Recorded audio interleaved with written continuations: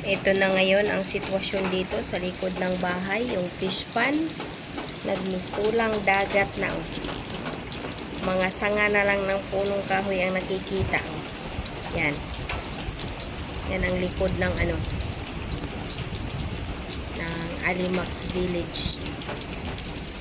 Ayan. Plus yung sa isa pang kabilang likod na puro tubig. Yan. Yung kalsada, stack up ng mga sasakyan, di na mapasukan. Dahil malalim na din. May kasama pang hangin talaga. Huwag ka munang matumba halaman ko ha, kasi kailangan pa kita.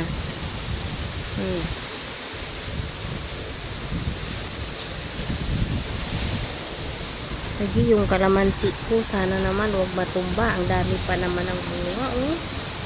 Daming mga bubot. Ano?